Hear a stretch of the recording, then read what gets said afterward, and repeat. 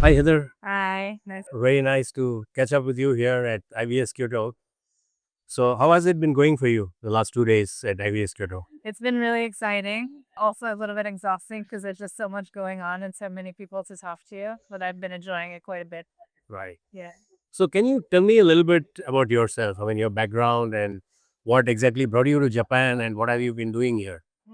So my name is Heather Dobbin and I'm an executive and leadership coach. I'm also a professional facilitator. So I create programs and trainings for SMBs and also large corporates as well. And I'm a community builder and I work with several communities here at the startup ecosystem. What brought me to Japan is a very long story. I've talked about that before, but essentially, I left the US and went to South Korea, and then I ended up in Japan. And I decided to stay because I was able to found my own coaching company here and find a lot of community and roots. So that's what keeps me here. And I had a lot of different things that I've done since I've been here. I first came over as an English teacher, which is like, sort of what you do to get out of your hometown. I found that I fell in love with education, not so much teaching English, but in love with education. Then I ended up getting into business development, recruitment, educational leadership, curriculum development, all this good stuff. And then I moved to Tokyo and I became the director of programs at an engineering boot camp. And so that's where I sort of started getting into the risk taking world because the people who were going through the program were basically giving up everything and taking a huge risk to change their careers. And through that, I became really inspired, and that's what inspired me to start my own business. So I was mostly working as a solo entrepreneur for about 6.5 years after that.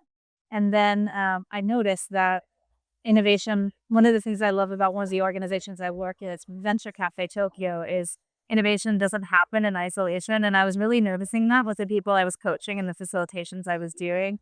I was making an impact, but then people go back into their different contexts and really struggle because the culture wasn't supportive or the community wasn't supported or they didn't have support networks. And so that's what sort of got me into the community building aspect as well. So now I sort of approach what I do with founders and creatives and entrepreneurs from three perspectives. One of them being the community side of things, so connecting them with resources, networks, with practical support, and also emotional and social support. Working one on one with the human aspect of individuals, and then also doing facilitations to their companies as well to work on a sort of middle macro, let's say, level of things. Right. So, you work closely with founders, executives, and creative leaders in Japan for over a decade. So, from your perspective, what are the most common internal challenges Japanese startup founders face? Is it confidence, communication, risk taking, burnout, something else? Yeah. So I was really thinking about this question. And I think two things, risk taking and burnout. The risk taking aspect of things leads to the communication and confidence, right? So when you grow up Japanese and as Japanese society, this idea of perfection is very important. And you can see that, sort of in the high degree of quality that we have in Japanese products and services. So it has this positive aspect of it. But when it comes to being confident or courageous enough to try new things and also communicate your ideas and your value to the world, more often than not, a lot of the founders that I see here in Japan, and this is also true with executives as well, really hesitate to speak up. And these are, I mean, amazing people doing world class things and just with CVs that would impress anyone.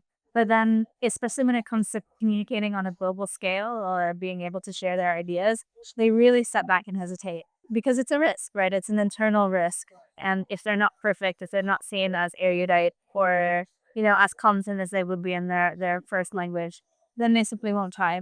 We met on the tour that I was guiding here, and I will say, like, half the time when I went to speak with founders of these incredible startups that I would really like to share with the world, there's a huge hesitation, like, oh, I can't speak English, I can't do this. And it turns out that it's perfectly fine. So I would say the risk taking when it comes to interpersonal communication is a really big issue here. And, if you look at the education system, you can really understand why. The second one is burnout. Startup culture all over the world has a lot of grinds, right? But particularly in Japan, because we do have this, like, let's say, like socially accepted status of, like let's work hard. Let's make sure that we're all doing our best. Let's make sure, we don't leave before anyone else. Let's keep going. Let's keep pushing it. I think here more than and then elsewhere, like there's already like a cultural foundation that really encourages that thinking. And so yeah, like that can lead to burnout, right? When you're not taking enough rest, when you're passionate about something but you don't have good boundaries with yourself in terms of like making sure that other aspects of your life are really well tended to. And yeah, I think the other thing too is this leads to another question that I think you were thinking about asking me, but it's becoming more and more socially acceptable to become an entrepreneur. But this idea of doing a startup, of taking a risk, is still quite novel in Japan, I would say. And one of the factors that increases your risk of burnout is actually lack of social support. So I don't know if you've ever founded a company, but if you go home and your family is like, you crazy, you're giving up your amazing corporate job for the stable life. Why are you doing that? Or your friends don't understand it. And this is true for entrepreneurs everywhere, right? Like unless you have friends who are entrepreneurs, like the social support system's like been underground. And so I think that pushback that you can get from your dominant culture can also, I mean, it does increase your burnout risk as well, because it makes you feel like you have to go at it alone. And that's something that I'd really like to help founders with in particular. So do you think, it's always been, Japanese culture and strong, cultural foundation has always been talked about or, taken as a great strong point. So do you think that in today's context, it's actually becoming a kind of an impediment or baggage? Because from what you say, the whole hierarchical structure of the society and the culture probably seems to be, pulling down people from speaking up or, sharing thoughts and things like that. Well, I think that's one of the reasons why people found startups, because they're uncomfortable within that culture, right? And so, there are strengths to that culture as well, and I definitely don't want to dismiss those. But I do think that there are a lot of people in the Japanese startup ecosystem that are, what would you say, like sort of corporate mystics. And so that creates just like this really interesting atmosphere here. And on the other hand, I think I talked about it a little bit on the tour yesterday. There's a rigidity as well, but there's also a stability. And in the startup world, right, there is a lot of instability, and that can be great, but it can also lead to, again, a lot of mental health issues and a lot of bubbles that burst, right? And it can be quite unsustainable for the founders themselves, their teams, you know, economically, ecologically, right? Like we encounter these issues all right now, especially with the AI boom. So I do think that there are some aspects of culture in Japan that are actually really valuable. But again, it's with everything, right? Like you have access to a variety of ideas and perspectives. This is why diversity is important. And you can choose the combination that works best for your product or your service and ultimately serves your users or your clients and your team and yourself. Mm. Yeah. So Japan's startup ecosystem is receiving renewed attention, right, through platforms like IVS Kyoto, and looks like, most governments or provinces seem to be kind of, on to the startup bandwagon. There's a Sushi Tech Tokyo, there's a Osaka Tech Summit, and of course Tokyo Innovation Base and other community initiatives. So what has changed the most visibly in the founder ecosystem since you first began working in Japan? My simple answer to that is it's cool to be a founder. So like kakkoi, It right? wasn't the case 10 years back. No, I mean, no, because you just had a bunch of people who were like extreme, like the outliers basically. But now it's just like more and more. It's like, yes, this is a valid career path, and it's cool to be a little bit risky. So you see people, they've got like interesting hair, and like they're all wearing black and stuff. So I do think that there's a little bit of like positive edginess, I would say, that comes with being a founder, and so that generates social capital. So I'm quite glad to see that. I am also seeing a few more women founders, which is really lovely as well. So those are the two big changes that I've seen personally. Yeah, so on those 2 points, somebody was telling me that Japanese soaps, television soaps, have also seen a change. Now the protagonist is no more working with large multinational corporations, but is a startup founder. So, Maybe there's like a chicken and egg thing happening here. Was it on TV first or was it reality first? uh, Yeah, yeah. and with regards to women founders, here at IVS Kyoto, so you see very, very few women founders. Yeah, And yeah. I've been told that in some of the startup competitions, not this one, but other places in Japan, most of the time there's not even one female founder competing there. Yeah, yeah. So how do you think, what should be done to change this? So there are a few things that we're working on. One of them, and so I support several women's communities. It's also an initiative that I work on in the Venture Cafe and Tokyo Innovation Base to support more women founders. The first one is representation. I mean, I myself am the female founder. I'm not Japanese, so it's a little bit different for me. But, when I walk into a room, like in any business setting, I'm a minority. And oftentimes it's not assumed that I am a person who's working in business, right? Like they just assume that I'm like a staff member or a support member, which I do operate in those capacities sometimes. But it's this idea of like representation and people just not assuming that you're a founder. So it makes it uncomfortable. So I think women do start, but then especially when they're very early stage, they go into those rooms and it's disparaging. So that's one issue. So I think simply increasing the rooms where there are more women and understanding that there actually are women founders out there gives you the psychological safety to then build up a challenger's mindset to go into those rooms that are more male dominated and to show up as a professional woman or a woman founder. So I think that's one thing. Actually, the Japanese governments, especially local governments, are really pouring a lot of money into this issue as well because with the population decline, we can't afford to have half of the population not contributing to the economy as well, right? So I do think that there's a lot of support with that. But the main thing I think is more about internationalization too. A lot of the women founders events that I go to, there aren't a lot of Japanese women. And I don't think that that's because there aren't Japanese female founders. That's not true. But there's a big silo between foreign founders and Japanese founders. And I think one of the biggest issues with that is language and cultural barriers.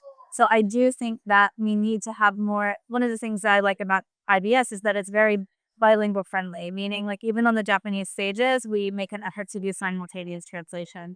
I think the more we organize spaces that are truly bilingually friendly, and we cultivate, just sort of inviting guests, not just women guests, but also then guests of people of all genders, that will be able to really increase the number of women entrepreneurs.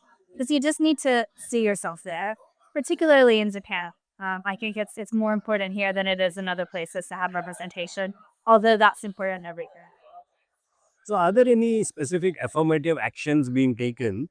I mean, you did mention about some of the local governments doing various initiatives, Yeah. but like events like these, I mean, I know most women don't want quotas, but in the sense that, how do you get some extra incentive for female founders to participate, to come up, show up?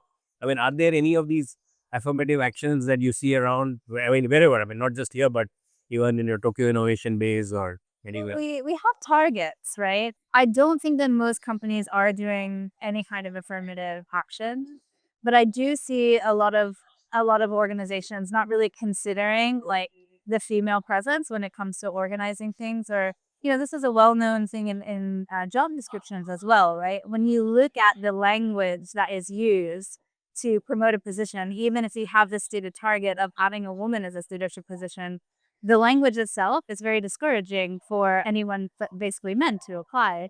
And so I think that's true with a lot of events and conferences, right? Like it's got this like very like masculine energy, or even IBS, it's like everything is very red and very intense, and there's like lots of lighting and things like that. So when you look at it from the outside, even if you're not consciously thinking about this, you look at it and you're like, is there a place for women here, right? Or is this very like aggressive kind of atmosphere?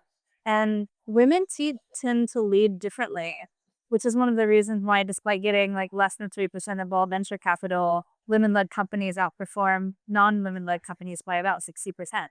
So I think there's a case for really thinking about how inclusive we are. So it can be subtle things like atmospheric things and descriptions for events, or thinking about programs themselves. Or I was on a panel recently and they were like, oh yeah, we really want to hire at our university for women, but we can't find anyone. And then when I was Venture Cafe Tokyo, we organized something called the Living Ecosystem. Within 30 minutes, my colleague Rui Nagamori and I had come up with about 50 women speakers.